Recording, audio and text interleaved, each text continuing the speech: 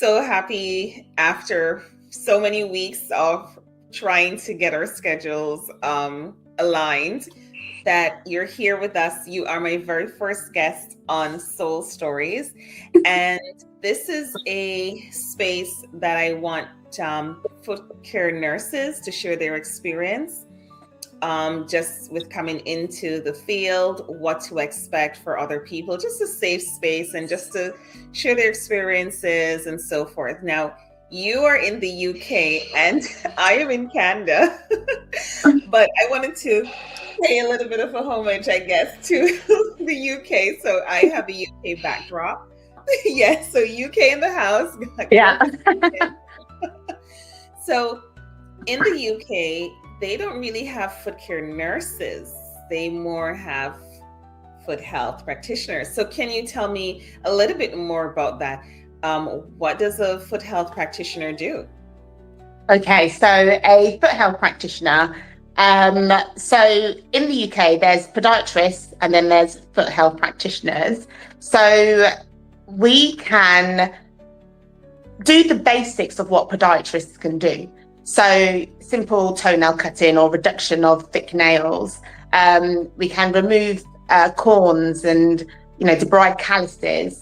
We can use a blade here as well. I think in US and Canada, I don't know whether you can or not, but we've been trained to use the blade to par away callus or to enucleate corns. What else do we do? We do like partial ingrown nail removals. So all the basics of what podiatrists do. In the UK, there are different levels of foot health practitioners. So it's not a regulated profession.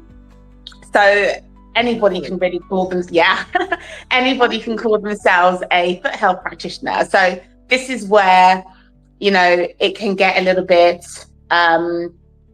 confusing for some.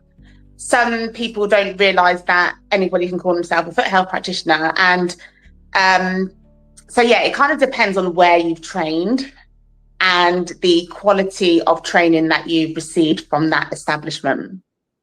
Okay. Well, thank you for that. Here in Canada, so in order to be a foot care nurse, you have to either be a licensed practical nurse, which is the diploma trained nurse, or a registered nurse, which is the nurse that has a degree.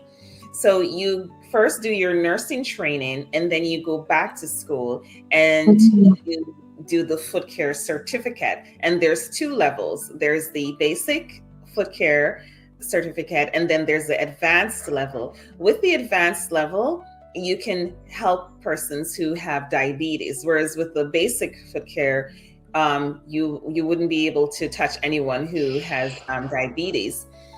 I think, though, in some provinces, a personal support worker, such as in Ontario, they may be able to do the certificate too.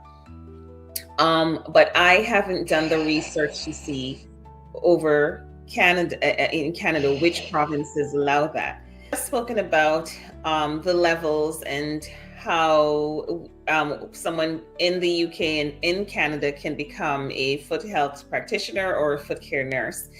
Jess has a little bit of a cold, so Jess will be taking sips throughout the video. And so you mentioned that part, and I wanted to talk about how busy I'll get into the interview questions, but I wanted to talk about how busy it is just for me as a foot care nurse. And I've just started this content creating journey. You have been doing this longer than I have. I just had a move from one apartment to the next. I just moved. So I haven't even fully unpacked, but you have been a little busy working on a little project. Can you tell me about that project? What project? The project with how showing nurses how to, or foot care practitioners, how to do a video when they're doing foot care. Oh, you're talking about the online course? Yes, your course. Tell me about that. I didn't know we were going to talk about that. Okay, no, because I had a few people ask me, how do you record foot care videos? Because I think about a year ago, I started filming myself doing people's feet. And I got a few people asking questions, how do you do it? what do you use to hold your phone, or settings, and even how to edit the video. So instead of answering all these questions individually, I thought, why don't I take a plunge and do like an online course, which I've never done before in my life. So I took the plunge and I've done it. It's yeah, I think it's gone all right. Okay, it's my first ever course. So, I've received some feedback, and I'm going to obviously continue to improve it over time. But otherwise, it tells you what you need, and, gives you the basic advice of knowing how to film your foot care treatments. Okay, well, thank you for that. And for our viewers, I want you guys to know that I will link Jess's handle in the description box below. And so you mentioned videotaping persons in home or while you're providing care. I haven't done that. And one, because I work in a clinic and it's sort of like very busy, people come in and go. And I am not sure. I'll probably will ask a select few if they would let me do a video. But even here and maybe it's just here in Nova Scotia, or maybe just this area that I'm in, even just to take a picture, just to put on their chart, I feel a little bit of hesitation. And so I just want my client to be comfortable. So I always just say, it's just a picture of your feet and we'll take it from there. But in the UK, do you find that your clients, because I've seen some videos of you working on your clients' feet, are they okay? Do you feel any hesitation sometimes? No, they love it. Oh, wow. They understand like about marketing. They say to me, Jessica, don't forget to do the pictures. So I'm like, okay, I'll do the before and after pictures. But a lot of the time, so there's two different reasons why I take photos.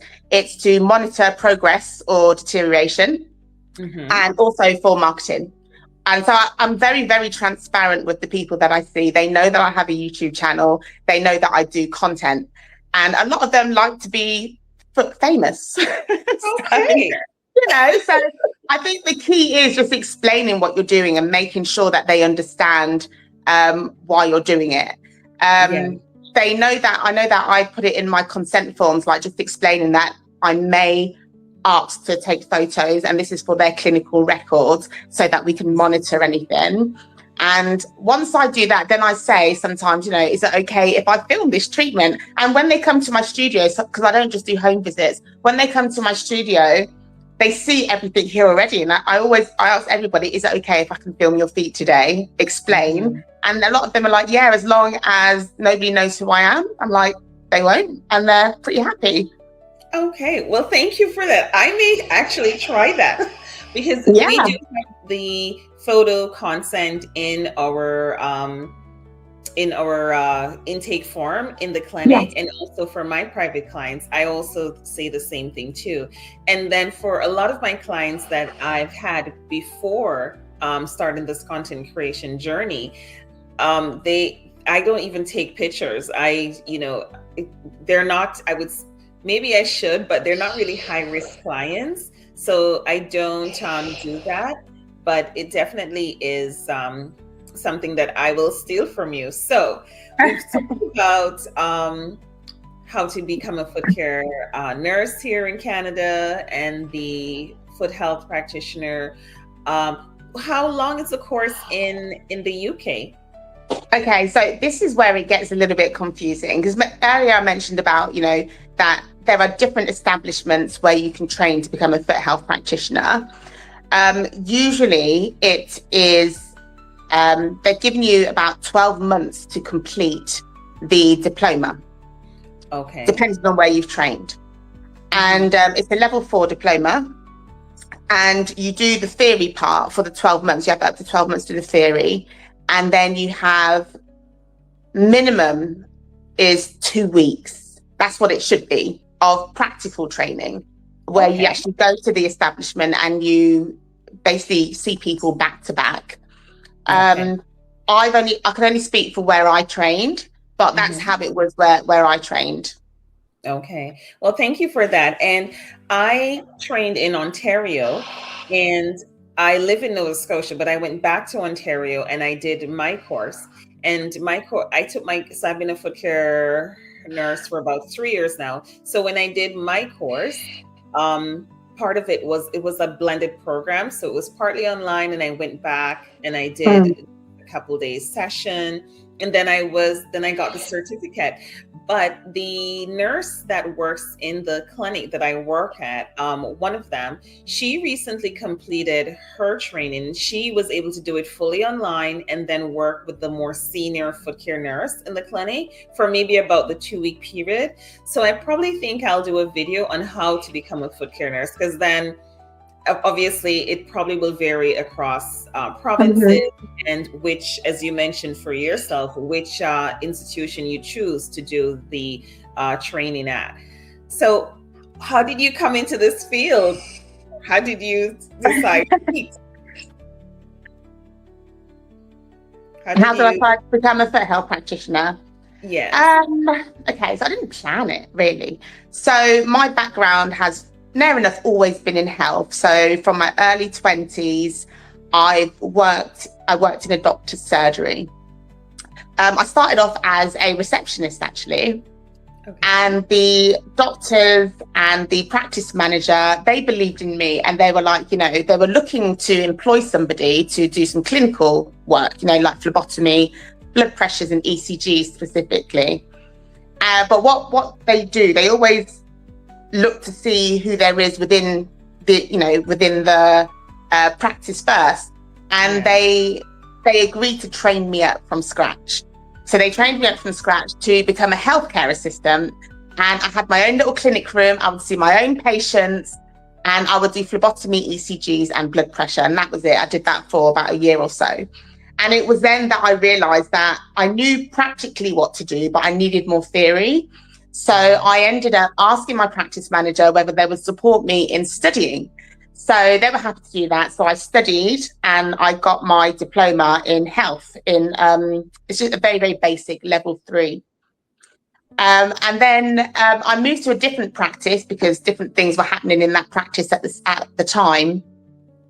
And I became a full-time healthcare assistant. But as I was doing that and I was gaining more responsibility, I decided that I needed more theory. I needed to understand a little bit more. So I asked them again, would you support me with training? So I ended up going to uni for 2 years, doing a level 5 diploma in health. Okay. And I kind of thought, okay, so yes, I wanted to learn more theory, but also I wanted to advance in my career at the GP surgery. But they didn't really recognize it after I actually completed my diploma. So I was telling my friend how, I was feeling quite low because yes, I've got the theory. Yes, I'm practically doing the job that I want to do. I was doing more stuff. I started doing spirometry, lung function tests, and a lot of compression and, working on the legs and the feet and dressings and stuff. So I was doing the basics of what the nurses were doing, but I didn't feel like I was acknowledged for what I was doing because I wasn't a nurse. And okay. I really started to feel quite low in my job. And then they started asking people to do out of hours where I was working.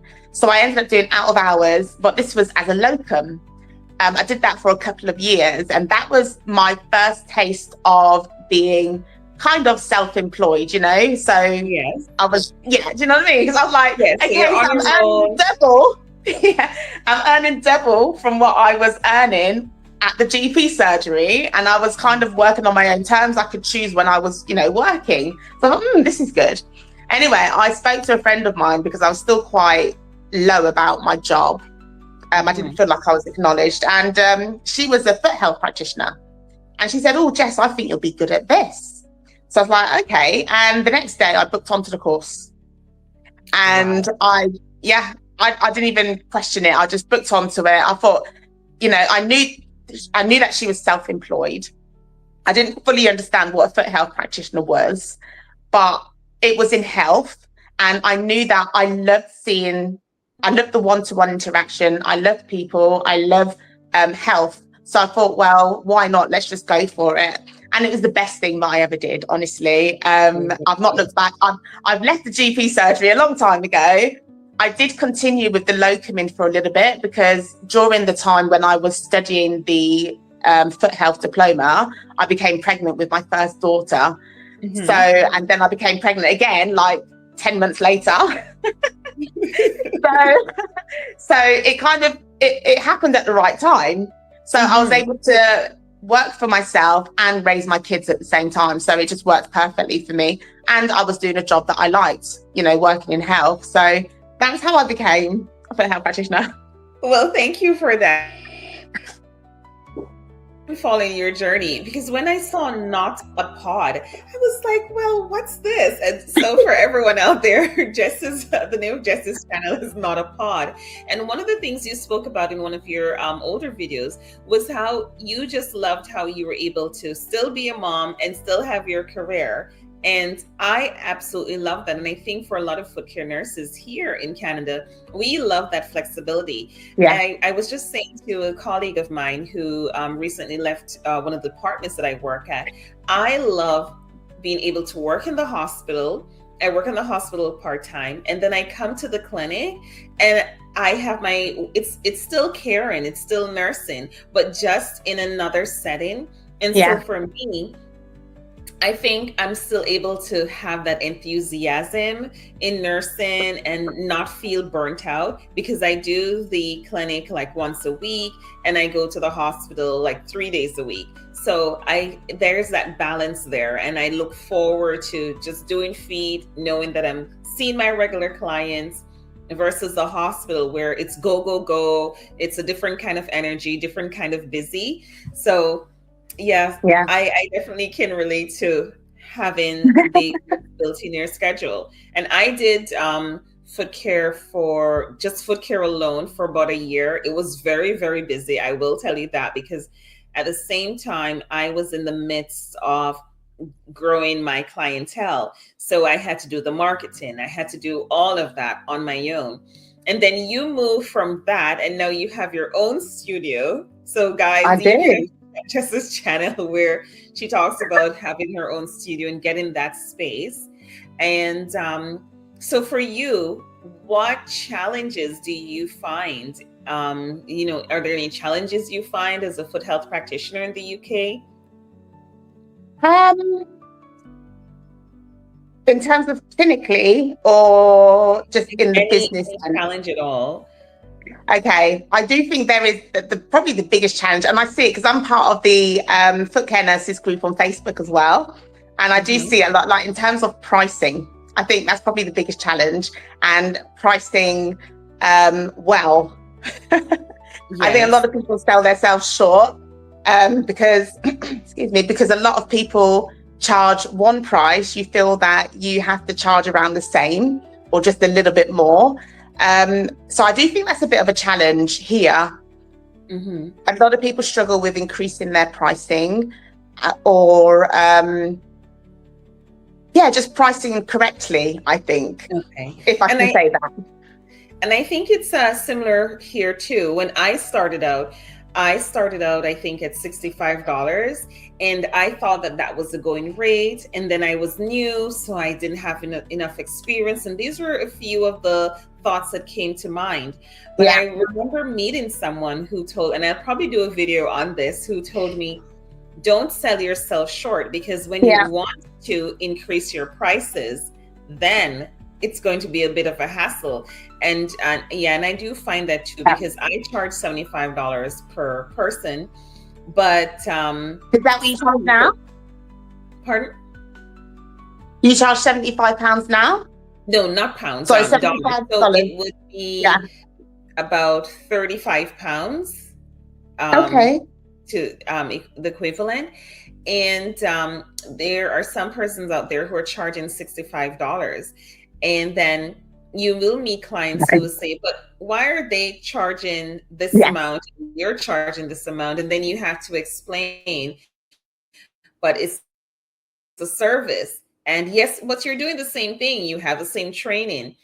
But I do find that as a challenge. And so with your journey, you have your studio. is there one or two meaningful experiences that really stick out in your mind that just reminded you of how important it is to be a foot health practitioner? Oh, I do. I've got a few actually. So I think Okay. there's a lot, isn't there? But there is a lady that I saw. I mentioned it on my Instagram actually and my Facebook. She contacted me. She was very, very embarrassed of her feet. She does not see anybody unless they're recommended by a friend or family members. So I had seen her neighbour the day before. So her neighbour was like, you need to see Jess. So she rang me up and she sort of explained the situation, that she's really embarrassed of her feet. She doesn't think that I can do anything for her, but she thinks, it's worth a go. So I booked the appointment, went to go and see her. And, for us, we see a lot, don't we?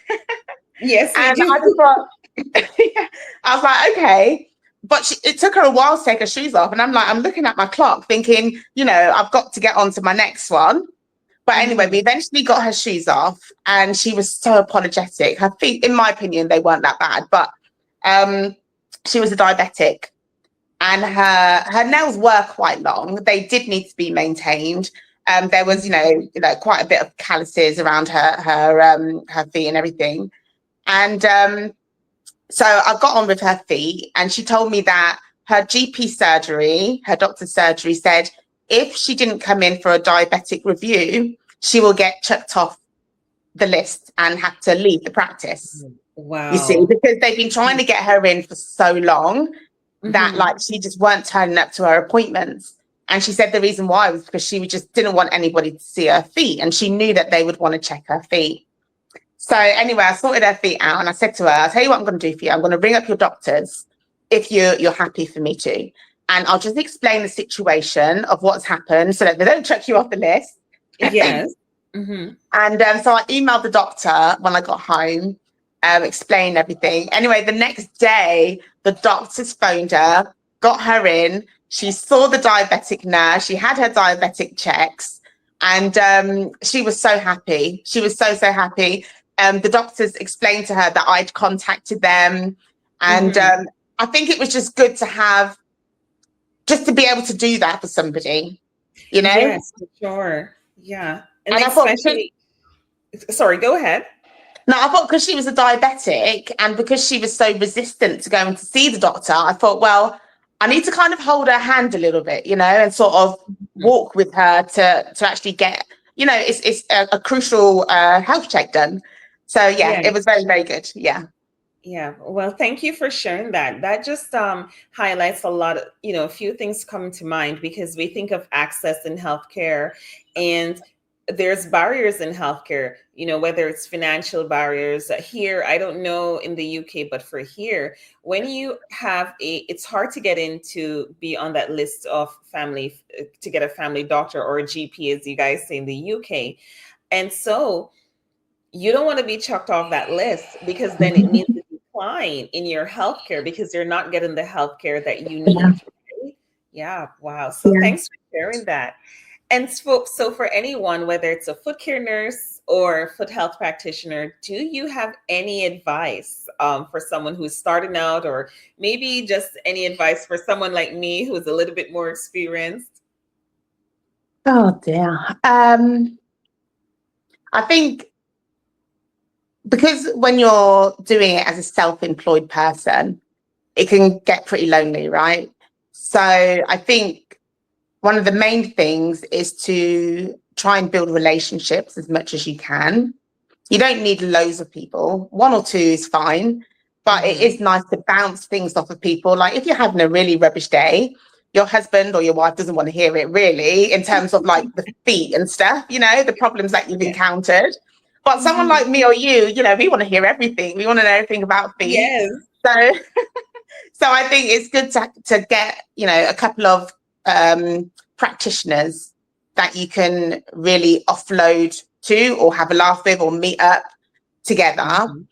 And I think that's really, really important. And also continuing your professional development, because here in the UK, you train and then depending on where you've trained, you train to become a foot health practitioner, and then that's it. You go out into the big wide world and you're treating feet.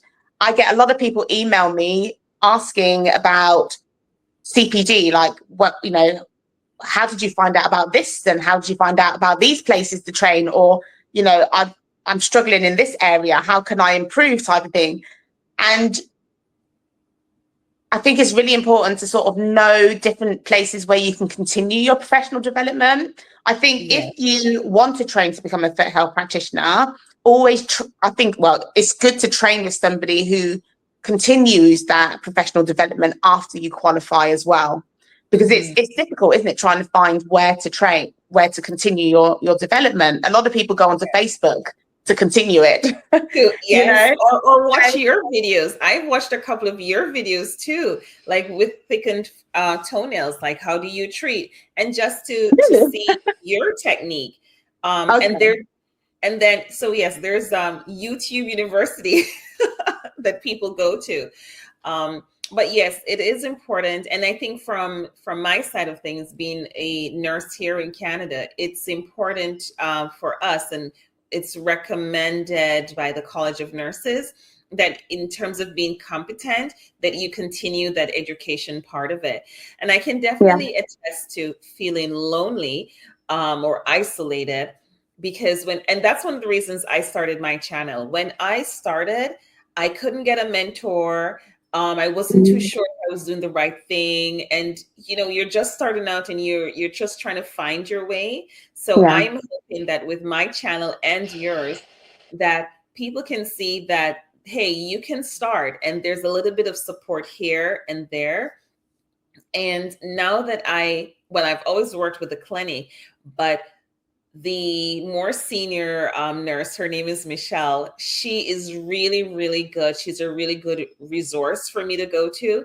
And she goes to the foot health seminars that they have. She sends us the links and so forth. So that is really helpful. And having that conversation.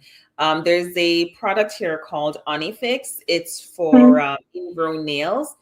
And I've had clients who've come in with ingrown nails, and I've had to just refer them to her for her to do that Onifix. Yes, the course is very short to complete, but I don't have that time to do that training because I have my other job and I'm also in school, and so it's a little busy for me. But it's good to know that I have her as a backup. Otherwise, I would not be able to help that client. Yeah. Can I just add on to that as well?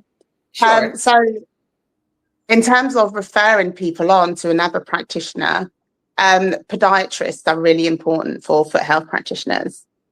So if there is something that you can't do, because you'll definitely come across it, especially when it comes to ingrown toenails, it's good to know somebody who is a podiatrist, who's a friendly podiatrist, because they're not all friendly.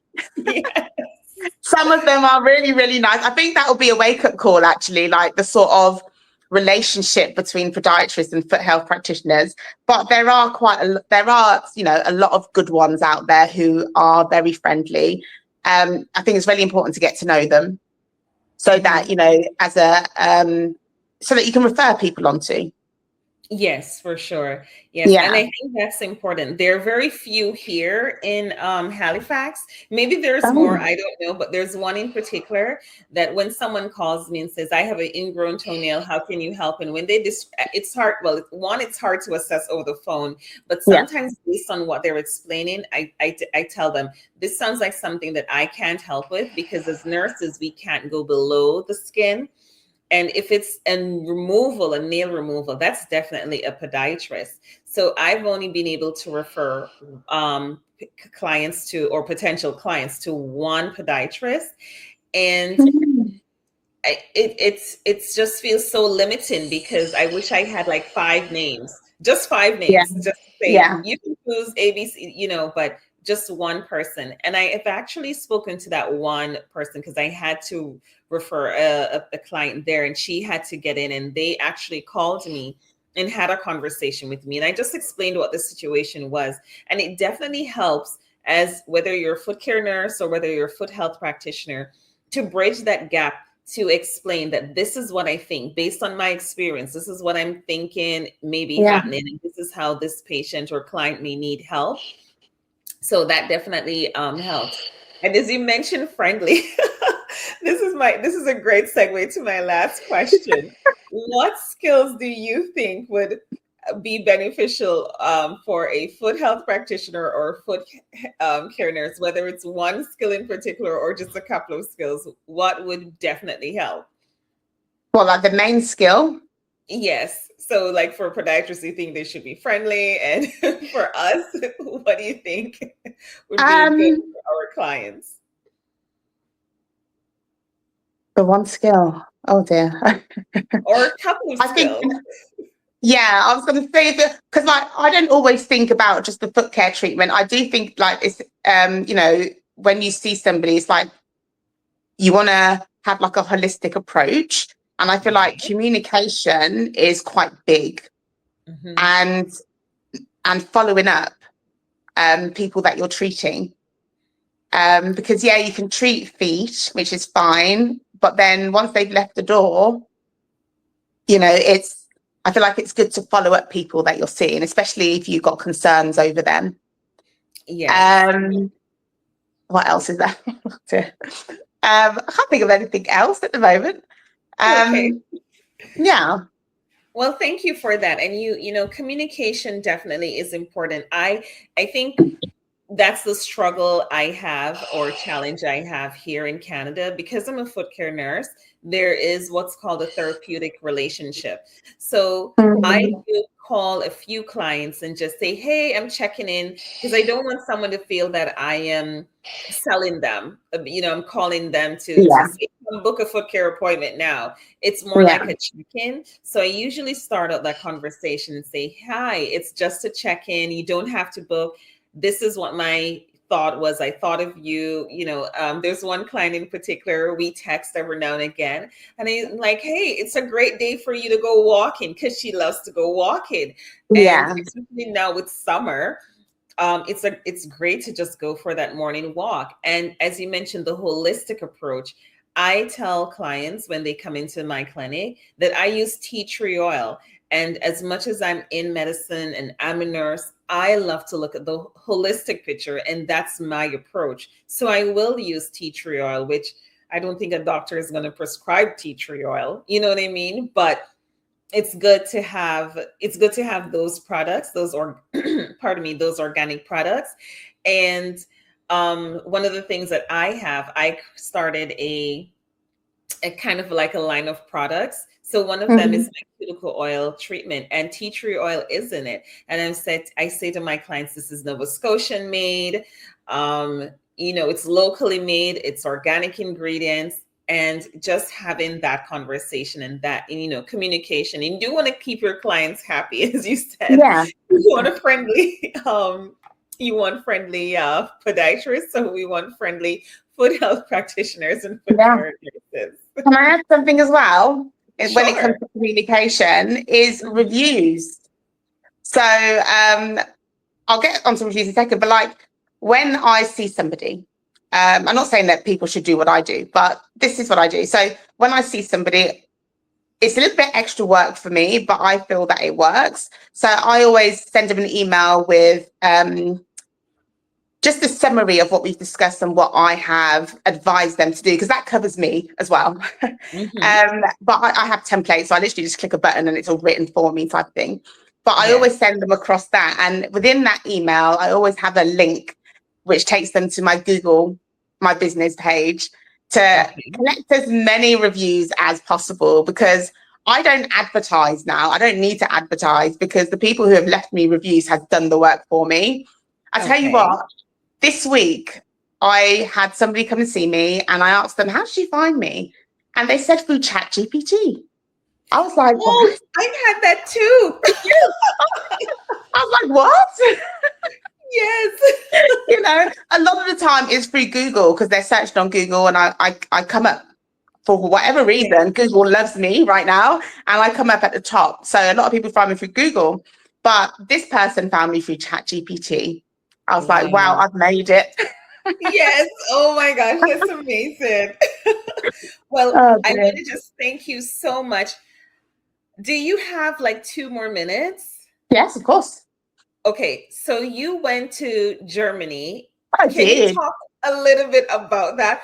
When I saw that video of you going to the actual not factory, but the actual store, I was like, oh my gosh, you are so invested in foot health. Can you? So for just for the viewers, I will of course leave Jess's channel name and link in the description. But can you tell me about that experience for you, just in 2 minutes?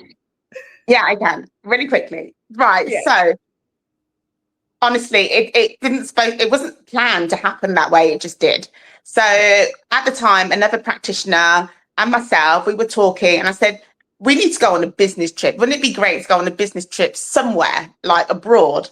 So I was looking online, and I kept getting this advert of where we visited in Germany pop up on my phone, my laptop, whenever I was looking at something. I was like, oh, this place looks interesting. So I went onto their website, and they said they have like this experience where people can visit. You can email them and visit them. So I was like, okay. So I told her about it, and she's like, yeah, let's go for it. So I emailed them and I said, hi, my name is Jess. I'm a foot health practitioner. We would love to come and visit you in Germany. How do we do this type of thing? So they emailed me and told me everything, what I needed to do. And then I think 2 days later, I received a phone call on my work mobile phone. I was like, oh, picked up my work mobile phone, and it was the rep from Germany, but who actually lives in the UK. And he was like, Jess, I follow you on YouTube. What? He's like, yeah, I follow you on YouTube and da-da. I was like, okay, that's great. He's like, Jess, we'll look after you. When you come to Germany, we will look after you. So I was like, oh, wonderful. So we booked our hotel. We paid for our hotel, but they said to us, we will pick you up from the airport. They were basically our transport throughout the whole stay in Germany. They drove us they picked us up in the morning for breakfast, which we had, I think on the video that I did, we had Yes. breakfast with the rep. We met the CEO of the podiatry. So I think they're one of the biggest podiatry suppliers in Germany. Mm-hmm. And we met the CEO, I think his name's Simeon, and his brother we met as well, because they invited us for the evening, for an evening meal as well. Yes. It was amazing. And obviously we got to experience their products, their instruments, their tools, and they demonstrated how to use certain things. It was really nice experience. And then afterwards, they drove us to the city, which is called Baden-Baden.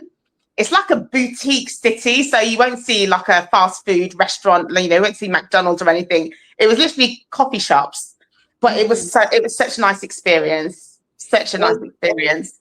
Well, I don't want you to give away too much. For those of you who would like to see more, you definitely have to check out Jess's channel. Well, Jess, thank you so much. It's just after 6 a.m. here, and I know it's about 10 a.m. Just almost 10 to 11. Yes, so thank you so much for doing this video. Really, really appreciate it. And I hope now that you can maybe give me a call and say, well, how do you do this? Or maybe I have to reach out to you and say, how do I do this? It's so good to have that network, as you mentioned earlier. Yeah. So thank you so much Thank you for inviting me. Yes.